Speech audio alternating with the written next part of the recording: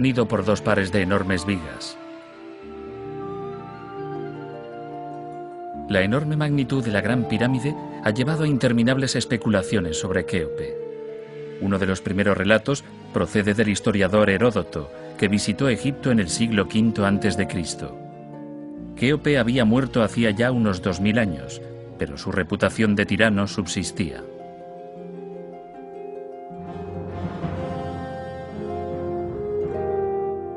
Cerró todos los templos y después obligó a sus súbditos a trabajar para él.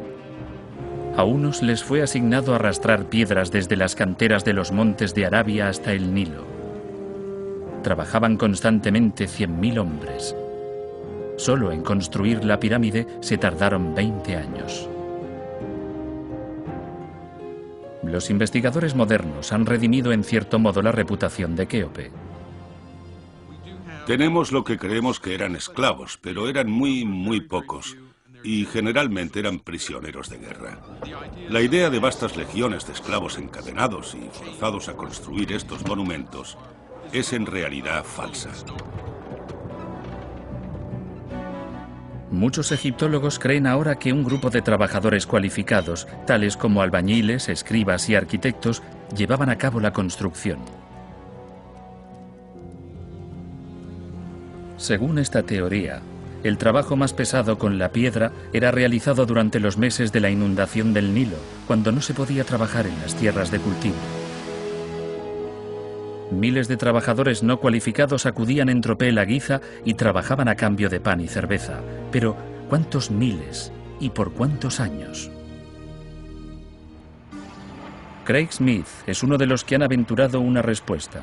Smith es director de proyectos, un experto en supervisar proyectos de construcción a gran escala. Entre sus trabajos está la remodelación del Pentágono o la planificación del sistema de metros de Seúl, Corea. Smith viajó a Giza para tomar por sí mismo las medidas de la tumba de Kéope. Trabajando con Mark Lehner y con otros expertos en construcción, Smith empezó a calcular lo que implicó la construcción de la Gran Pirámide. Algunos de los resultados fueron sorprendentes.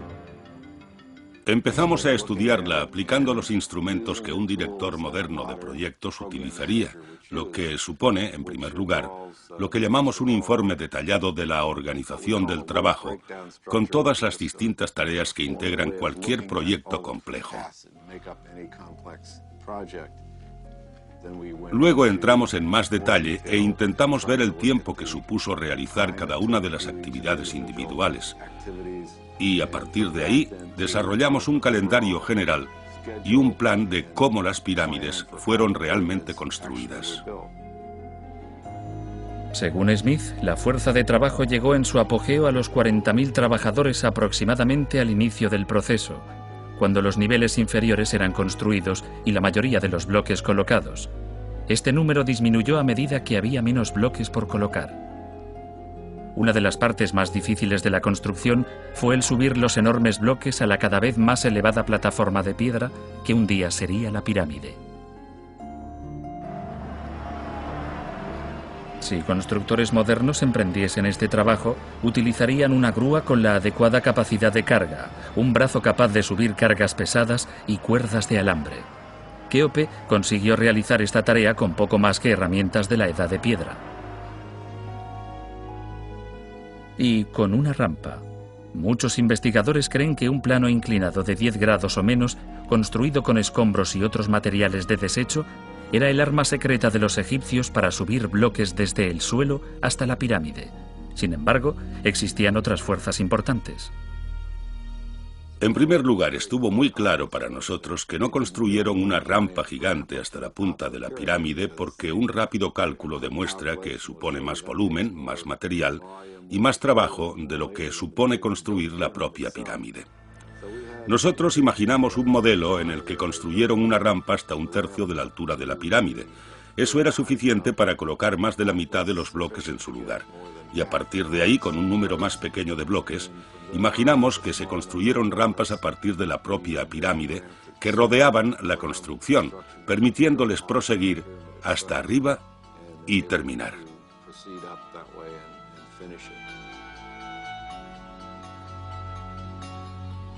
Una vez los bloques principales estuvieron en su lugar, los albañiles colocaron la cubierta exterior de piedra caliza de Tura. Trabajaron desde la punta hacia abajo, deshaciendo la rampa a medida que descendían. Los cálculos de Smith sugieren que este esfuerzo colosal pudo completarse en bastante menos tiempo del que previamente se sospechaba. Creemos, según nuestro modelo, que la construcción se completó en realidad en unos 10 años. Cuando veo esto, me maravilla su habilidad para llevar a cabo tan tremendo proyecto. Realmente ha sido realizado con una precisión que desafiaría a los modernos constructores de hoy. La Gran Pirámide de Kéope ha inspirado grandes elogios desde los tiempos antiguos y ha asegurado que el nombre de este faraón sea recordado quizás para la eternidad. Es una ironía de la historia que la única estatua conocida de Kéope sea esta pequeña figura de marfil que perteneció al tapón de un tarro de conservas. Kéope murió en el año 2528 a.C. Con los faraones subsiguientes, las pirámides perderían en tamaño y calidad, un síntoma del debilitamiento del poder real. Egipto sufrió una caótica crisis que duraría más de 100 años.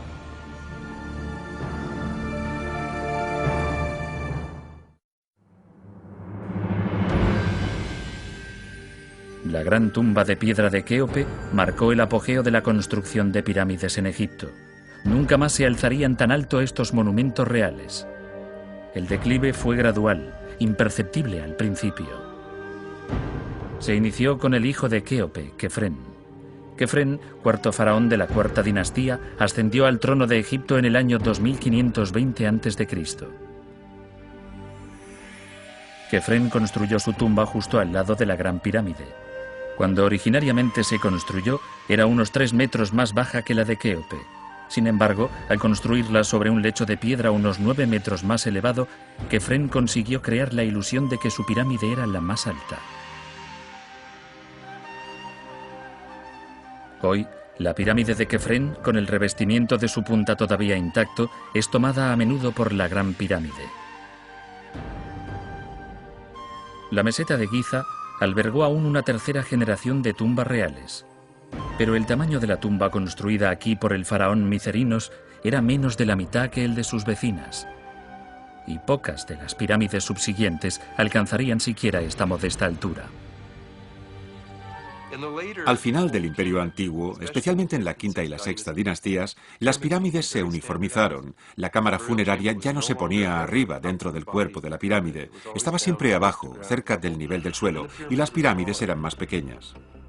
El complejo mortuorio situado en el lado este de las pirámides se convirtió en un rasgo distintivo de las tumbas reales. Una vez oculto el cuerpo del faraón en el interior de la pirámide, el templo mortuorio se convertía en la sede de los continuos rituales y ofrendas. Estas ceremonias asegurarían la vida eterna del faraón, pero solo si eran realizadas eternamente. El faraón de la quinta dinastía, Onos, no se arriesgó. Introdujo una nueva costumbre en la construcción egipcia con el fin de eliminar la incertidumbre de la eternidad: la grabación en todas las paredes de oraciones fúnebres conocidas como los textos de las pirámides. Había hechizos, encantamientos, himnos, lamentos y letanías rodeando el cuerpo del faraón como un velo protector. Permitían al Ka alcanzar la vida eterna y no precisaban de un sacerdote para producir su magia. Su simple presencia los hacía efectivos. Se cree que las inscripciones de dentro fueron copiadas de rollos de papiro, que en épocas anteriores se habían recitado en funerales y ritos religiosos. Pero solo relativamente tarde deciden ponerlos en las paredes a fin de perpetuarlos. Las tumbas de los escribas, supervisores, líderes militares y otros miembros de la élite se llenaron también de imágenes y textos. Gran parte de la decoración recita las virtudes y logros de su propietario para mostrarlo como digno de entrar en el otro mundo. Las tumbas, así como las estatuas y todo aquello por lo que pagaba la persona que preparaba su vida en el más allá, tenían largas inscripciones que estaban indudablemente redactadas de acuerdo con el propietario de la tumba. Claramente esa persona quería tener algún control sobre lo que ese monumento contaba sobre él o ella. Esta era la última, y de hecho una de las cosas más importantes sobre sí mismos que iban a decir. Hoy día, los difuntos son aún conmemorados con inscripciones. Sin embargo, los mensajes de estas lápidas son mucho más breves que los del antiguo Egipto, y pocas personas deciden escribir su propio epitafio. La mayoría de las personas no están planeando morir, o sea que ni siquiera piensan en ello. Son los deseos de los que los amaron los que se ponen. Y a veces se pone simplemente amado esposo y padre, amada esposa y madre, tan solo una indicación de quién ha muerto. A mucha gente le gusta representar las aficiones de sus seres queridos poniendo un símbolo en la lápida, por ejemplo, una caña de pescar para un pescador u otro objeto como ese. Sin embargo, en algunas ocasiones los símbolos son preparados de antemano por el difunto. La señora que murió había hecho un bonito dibujo de una gran sombrilla y toda una familia bajo la sombrilla, todos los niños, y nosotros cogimos su dibujo y lo grabamos en la piedra. Y naturalmente, eso hizo muy felices a sus seres queridos, muy felices de que esto fuera posible. Quiero decir que era algo realmente personal.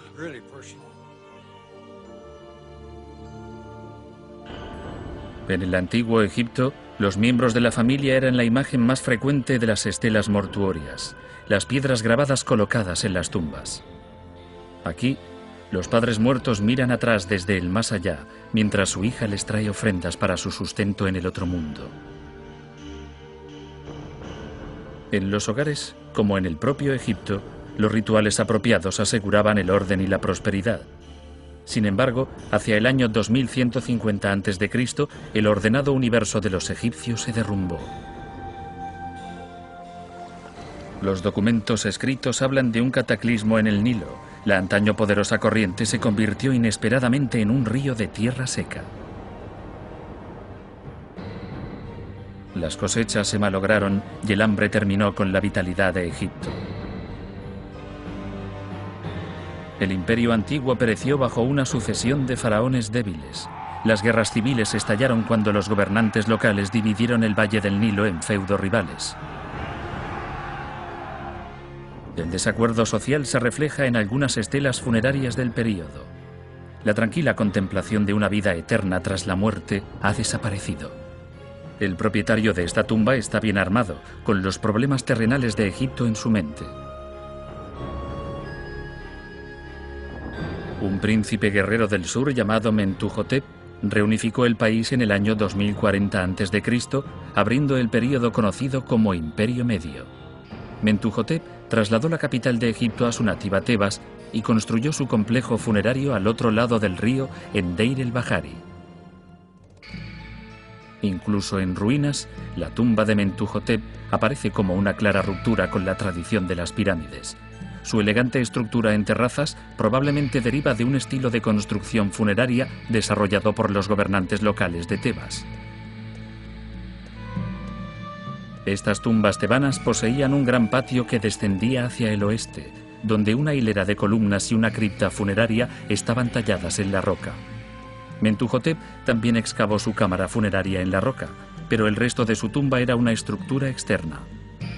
Incluía la primera sala hipóstila de piedra a gran escala de Egipto. Hipóstilo procede de una palabra griega que significa bajo pilares. Esta sala poseía 80.